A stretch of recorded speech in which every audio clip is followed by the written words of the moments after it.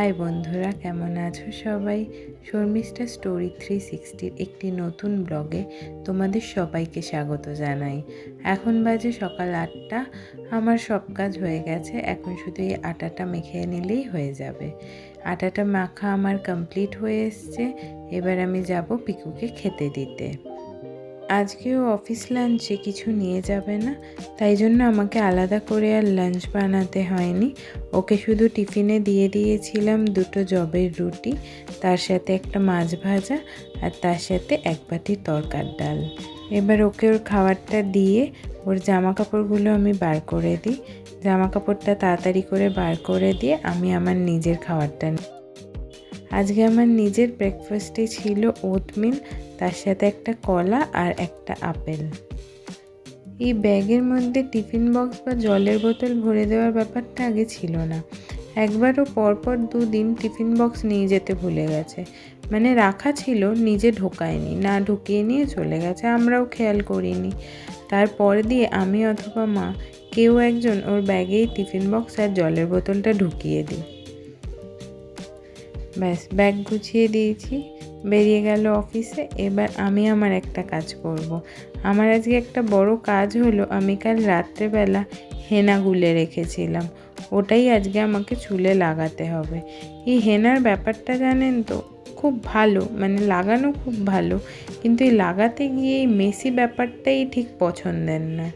কী আর করব, নিজেরটা নিজেই লাগিয়ে নেব, আবার অন্য কেউ যদি লাগিয়ে দেয় সেটাও যেন কীরকম একটা লাগে। ওই জন্য নিজের হেনাটা এখন নিজেই আমি মাথার মধ্যে লাগিয়ে নিয়েছি। আর এই হেনা লাগাতে গিয়ে আমার হাতের অবস্থা, ফার্স্টে তো গ্লাভস দিয়ে লাগাচ্ছিলাম, তারপর ভাবলাম না, হাত দিয়েই করি। হেনা তো লাগিয়ে নিয়েছি, এবার এটা অন্তত আমাকে 2 থেকে 3 ঘন্টা তো মাথায় রাখতে হবে। তো এই ফাঁকে আমার একটা মাথায় আইডিয়া এলো।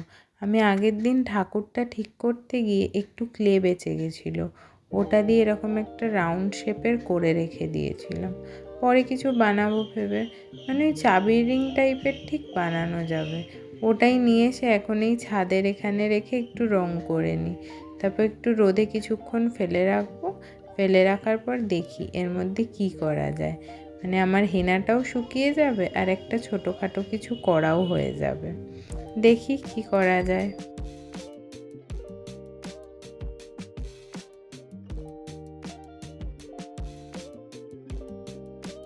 এটা ছাদের মধ্যে রোদে ফেলে এসেছিলাম যাতে রঙটা ভালো মতো শুকিয়ে যায়। এরপর এর মধ্যে ছোট ছোট ফুল আঁকবো। কী রঙের ফুল আঁকবো ভাবতে ভাবতে মনে হলো সাদা রঙেরই আঁকি, লালের মধ্যে সাদা রঙটা বেশ ফুটবে ভালো।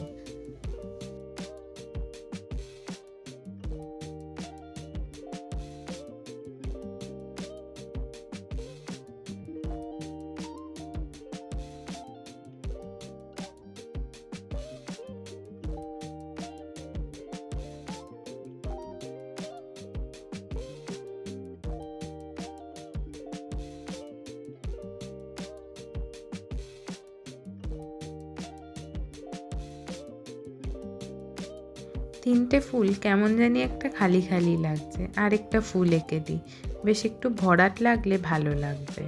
ফুলগুলোর মাঝেও একটু লাল দিয়ে দিয়েছি, ওটাতে ফুলগুলো যেন আরও বেশি ফুটে উঠছে। তোমাদের কেমন লাগছে এটা দেখতে বলো কিন্তু, বা অন্য কোনো রং দিলে কি ভালো হতো সেটাও জানিও।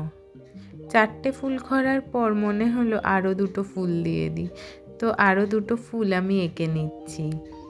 ব্যাস, এটা হয়ে গেছে। এটা একটা চাবির রিং হিসাবে এবার ব্যবহার করাই যাবে, কিন্তু এটার উল্টো দিকে আমি ভাবছি এই সেম ডিজাইনটাই আবার করে নেব।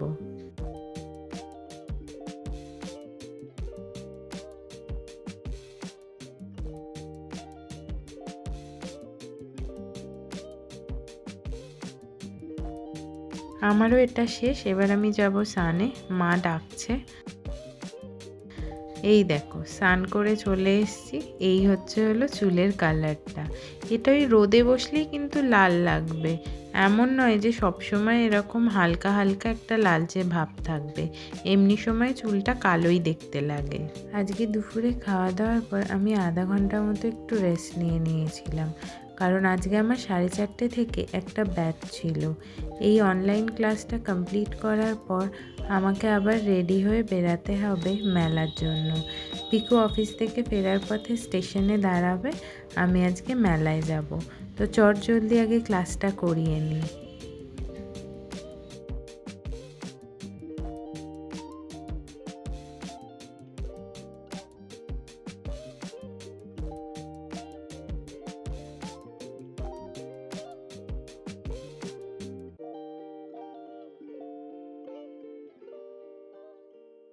আজকের এই ভিডিওটা তোমাদের কেমন লাগলো আমাকে কিন্তু অবশ্যই জানিও।